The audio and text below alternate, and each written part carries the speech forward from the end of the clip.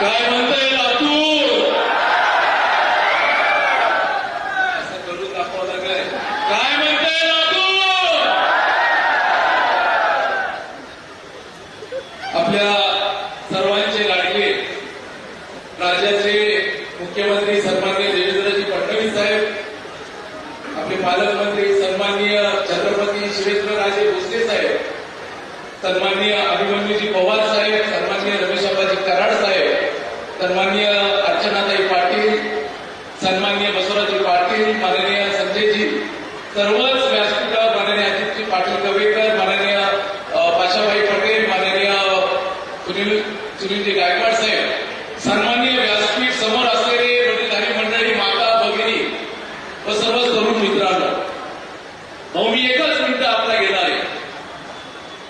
2014 पासून तर ते 2026 पर्यंत तमाम महाराष्ट्र आपल्याकडे पाहत आहे.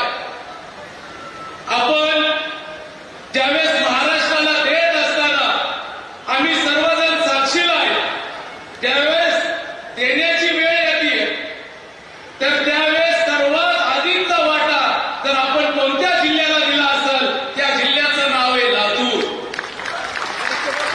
त्यावेळेस आपण गोष्ट केली भाऊ, आम्ही कुणी आपल्याकडे आलो नव्हतं, कुणीच आपल्याला मागणी केली नव्हती, पण आम्ही ज्यावेळेस टीव्हीवर पाहिलं की लातूर मुंबईला आता 5 तासात जाणार तर तमाम लातूरकर त्या ठिकाणी खुश झाला आणि आम्ही त्यावेळेस पासून आपली वाट पाहत होतो कधी आपण लातूरला येणार आणि आम्ही आपले आभार करणार.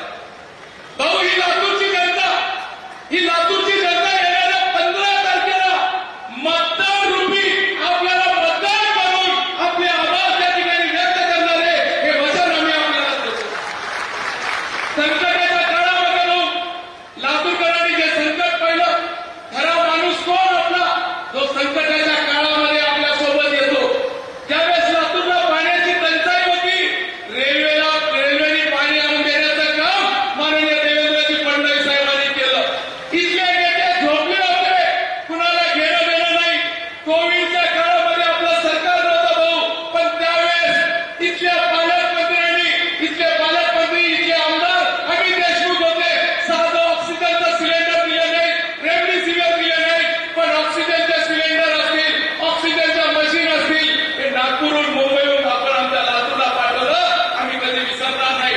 संकटाच्या काळामध्ये आपण आमच्यासाठी आला. मी आपल्याला आवर्जून सांगतो, आज इथं मोठ्या प्रमाणामध्ये लाडक्या बहिणी आहेत. आम्ही आपल्याला बोलत असताना, मागणी करत असताना एकच आहे, भाऊ आम्हाला स्वच्छ पाणी पाहिजे, पाणी. बरोबर आहे का नाही? आज देखील भाऊ निष्क्रिय इथल्या स्थानिक लोकप्रतिनिधींनी आज लातूरकरांना स्वच्छ पाणी भेटत नाही एवढीच मागणी आहे. मी मंत्री असताना आपण वॉटर ग्रीड मंजूर केलं, काँग्रेसचं सरकार आलं, फाईल घेतली, कचरा कुंडीत टाकली, म्हणजे आपल्या हाताचं पाणी त्यांनी परत घेण्याचं काम केलं. भाऊ सर्वजण आपल्याला, आपण महाराष्ट्राच्या मुख्यमंत्र्यांना काय म्हणतो, काय नाव, देवा भाऊ कुणाला म्हणतो आपण, एका आवाजात सांगा, महाराष्ट्राच्या मुख्यमंत्र्यांचं नाव काय आहे? ताई आपल्याला सांगतोय, महाराष्ट्राच्या मुख्यमंत्र्यांचं नाव काय आहे? आम्ही आपल्याला देवा भाऊ म्हणतो. तुम्ही आमच्या भाऊ आहात. देवेंद्रजी आपले भाऊ आहेत, बरोबर आहे का नाही ताई? तर आपले भाऊ आपल्या लेकरांचे काय झाले? आपल्या मुलांचे काय झाले? ते मतदान करायला जाण्यापूर्वी एकच विचार करायचं, डोळे बंद करायचं, ईश्वराला आठवण करायचं आणि विचार करायचं की आपल्या लेकरांसाठी चांगले दिवस कोण आणू शकतोय. तर त्यावेळेस तुम्हाला एकच चेहरा समोर दिसत, त्यांचं नाव आहे आदरणीय देवा भाऊ, आणि मतदान आपल्याला कमळावर त्या ठिकाणी करायचं. भाऊ लातूरकरांच्या वतीने बऱ्याच काही गोष्टी आहे, पण वेळेची मर्यादा आहे. मी आपल्याकडे 2च विषय ठेवणार.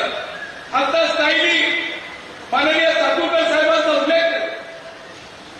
आमच्या कुटुंबात ते सर्वात आदरणीय इथं समोर महानगरपालिका आहे. या महानगरपालिकेमध्ये आदरणीय चाकूरकर साहेब पहिल्यांदा नगर अध्यक्ष होते.